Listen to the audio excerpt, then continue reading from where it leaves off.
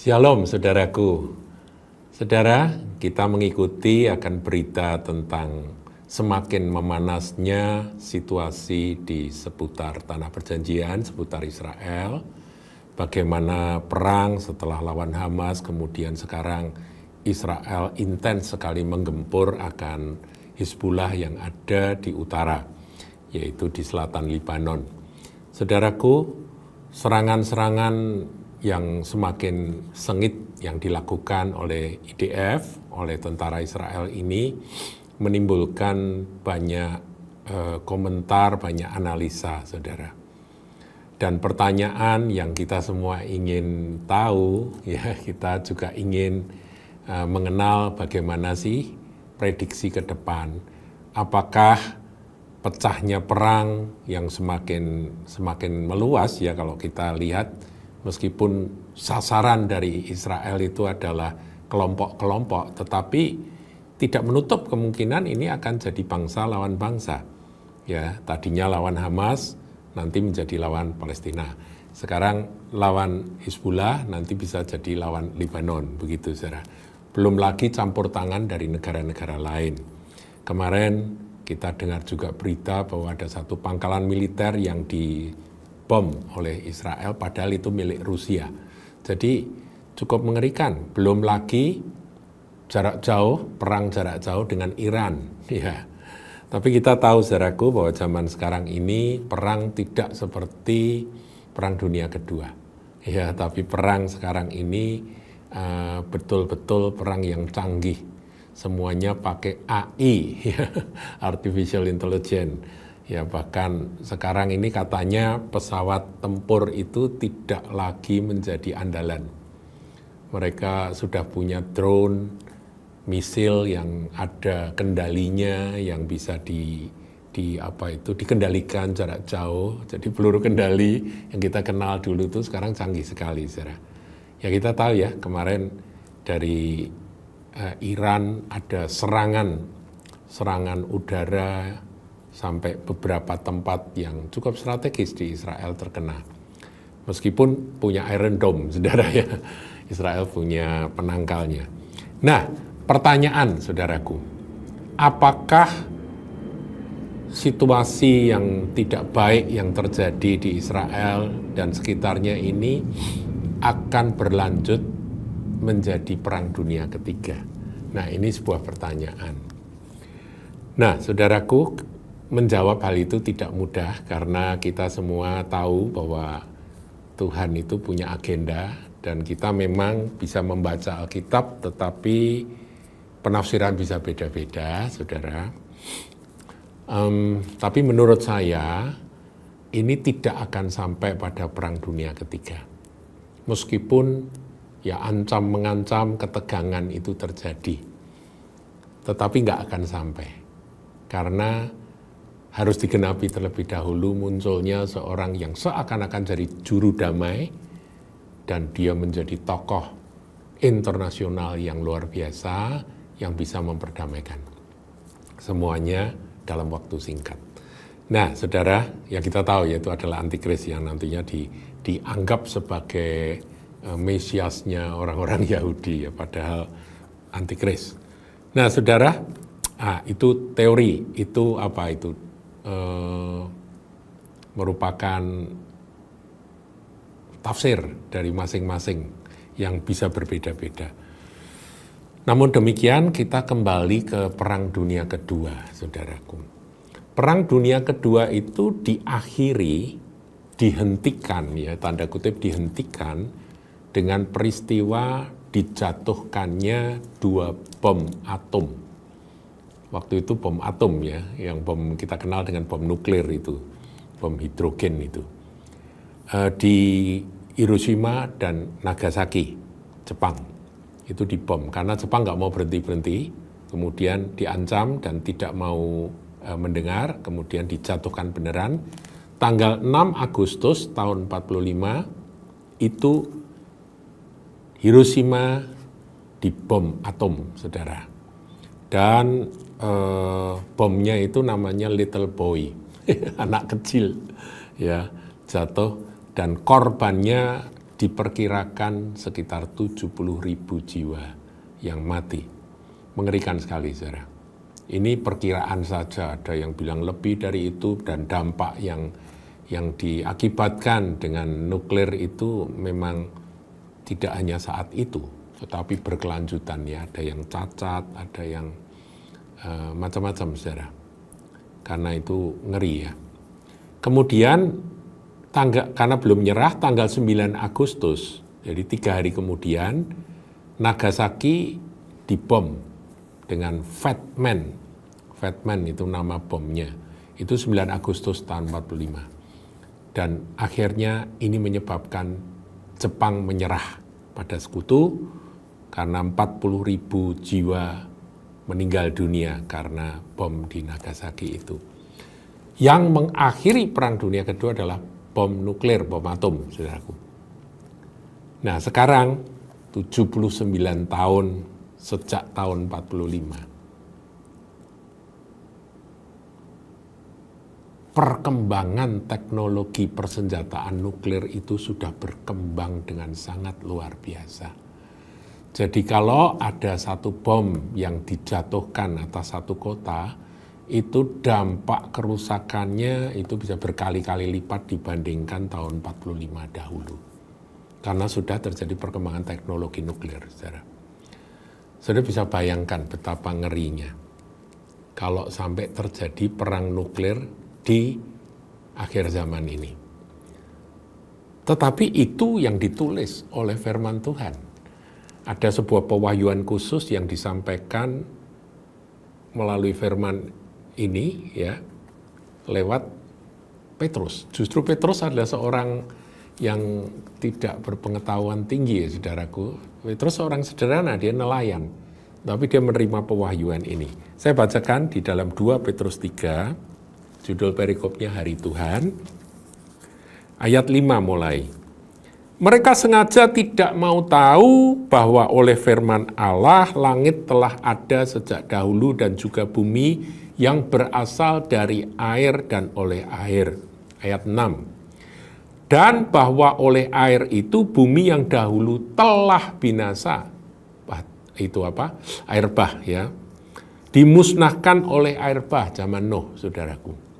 Ini Petrus berbicara tentang masa lalu. Ayat 7. Tetapi oleh firman itu juga langit dan bumi yang sekarang terpelihara dari api dan disimpan untuk hari penghakiman dan kebinasaan orang-orang fasik. Ayat 8. Akan tetapi saudara-saudaraku yang kekasih, yang satu ini tidak boleh kamu lupakan, yaitu bahwa di hadapan Tuhan, satu hari sama seperti 1000 tahun dan 1000 tahun sama seperti satu hari. Tuhan tidak lalai menepati janjinya. Sekalipun ada orang yang menganggapnya sebagai kelalaian, tetapi ia sabar terhadap kamu karena ia menghendaki supaya jangan ada yang binasa. Nah, ini di sini ini kita tahu bahwa nggak peduli situasi, kondisi seperti apa, kabar baik harus tetap diberitakan karena itu hatinya Tuhan. Ya, tidak menghendaki seorang pun binasa. Supaya jangan ada yang binasa, melainkan supaya semua orang berbalik dan bertobat. Ayat 10. Ini penting, ayat 10, saudara. Tetapi hari Tuhan akan tiba seperti pencuri. Pada hari itu langit akan lenyap dengan gemuruh yang dahsyat dan unsur-unsur dunia akan hangus dalam nyala api. Dan bumi dan segala yang ada di atasnya akan hilang lenyap. Nah, coba saudaraku, ayat 12 sekarang, ya ayat 11 kita baca ya. Jadi segala sesuatu ini akan hancur jika segala sesuatu ini akan hancur secara demikian, betapa suci dan salehnya kamu harus hidup. Ya, jadi kita ini tahu bahwa kita ini harus hidup suci dan saleh. Ayat 12, yaitu kamu yang menantikan dan mempercepat kedatangan hari Allah. Jadi kita bisa mempercepat hari Tuhan, yaitu dengan menyelesaikan tugas yang Tuhan berikan. Injil harus diberitakan pada segala suku bangsa. Pada hari itu langit akan binasa, diulang lagi saudara, dalam api, dan unsur-unsur dunia akan hancur karena nyalanya. Kalau di Perjanjian Lama digambarkan peristiwa Sodom Gomora. Nah saudara, saya menafsirkan, ini akan terjadi ketika perang nuklir itu pecah. Nah, sedikit gambaran saudaraku ya, nuklir itu kan api ya. Kalau kita lihat foto-foto film ya, film dokumentasi tentang Hiroshima Nagasaki itu kan begitu kena bom langsung cendawannya itu keluar, itu semua terbakar, saudara. Api. Ngeri sekali. Nah, sekarang ini saudara, bangsa-bangsa di dunia ini yang punya senjata nuklir itu ada 1, 2, 3, 4, 5, 6, 7, 8, 9 negara. Mereka masing-masing punya nuklir. Ada juga yang mungkin punya tapi tidak terdeteksi. Ya, kita bertanya-tanya apakah Iran itu punya nuklir, begitu ya, senjata nuklir. Kita nggak tahu, saudaraku. Tapi yang 9 ini, yang pertama Rusia. Rusia itu senjata dengan hulu ledak nuklir itu paling banyak. Dia punya 5.500 senjata. Ya, peluru dengan hulu ledak nuklir itu dia punya 5.500. Amerika Serikat hampir sama, 5.044, masih kalah banyak. Kemudian disusul China, Prancis, Inggris, Pakistan, India, Israel, dan terakhir Korea Utara. Jumlah yang dimiliki Israel undetected, tidak dikenali, tapi jelas masih jauh di bawah Rusia dan Amerika itu. Diperkirakan lumayan lah, jadi cukup ditakuti. Nah sekarang ini negara yang punya senjata nuklir itu punya bargaining power yang kuat. Jadi orang segan, orang takut. Tapi pertanyaan, apakah ya mentang-mentang taruh kata Korea Utara punya senjata nuklir, dia bertikai kemudian dia ngebom negara musuhnya itu dengan nuklir. Nggak sesederhana itu, saudaraku. Karena satu negara yang punya nuklir itu menyerang negara lain atau meledakkan bom nuklir, maka perang nuklir akan terjadi. Pasti akan ada balasan dan pasti hal itu akan menyebabkan apa yang tadi ditulis di dalam 2 Petrus 3 itu akan terjadi. Yaitu dikatakan pada hari itu langit akan binasa dalam api dan unsur-unsur dunia akan hancur karena nyalanya. Ayat 12, saudara. Ya 2 Petrus 3 ayat 12. Jadi semuanya hancur, meleleh, saudara. Jadi sekarang ini punya senjata nuklir bukan untuk dipakai. Karena semua sudah belajar dari sejarah. Betapa mengerikannya ketika bom nuklir itu diledakkan. Hiroshima Nagasaki itu dengan teknologi kuno. Nah, teknologi yang modern sekarang tentunya daya rusaknya itu berkali-kali lipat. Saudara, menurut saya, meskipun ini akan terjadi, tapi bukan karena perang Israel sekarang ini. Ya, Israel juga nggak akan berani pakai senjata nuklir ini untuk menghancurkan lawannya. Sebab begitu dia meledakkan pasti akan terjadi perang nuklir di dunia. Jadi semuanya ya hanya sebagai yang punya senjata nuklir itu hanya sebagai bargaining power aja, bahwa dia bisa disegani gitu, ditakuti. Karena itu senjata pamungkas yang memang istilahnya mati sama-sama begitu. Nah saudara, bukankah firman Tuhan yang ditulis oleh Petrus abad pertama, ini kan belum ada yang namanya nuklir, pistol aja belum ada, saudaraku. Mercon aja belum ada ya zaman itu. Tapi kok bisa menuliskan kebenaran ini? Kan ini wahyu Tuhan.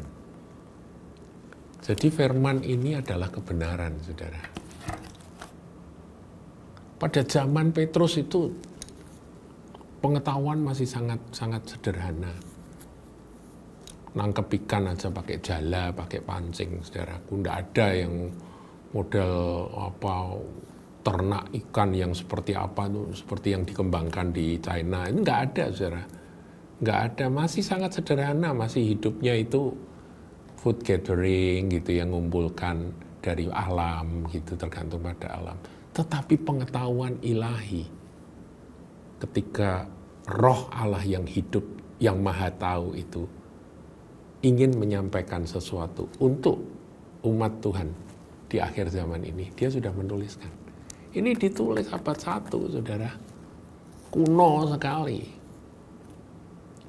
Di mana peradaban pada waktu itu masih sangat-sangat sederhana.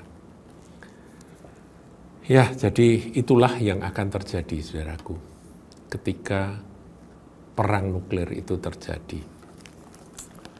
Ada satu catatan artikel yang menyatakan, ini perkiraan saja ya, kalau satu senjata nuklir, jadi senjata nuklirnya itu kan ada ribuan ya, belasan ribu ya, itu kalau ada satu senjata nuklir saja diledakkan dengan teknologi yang modern ini, maka diperkirakan orang yang akan mati terbunuh itu 583.160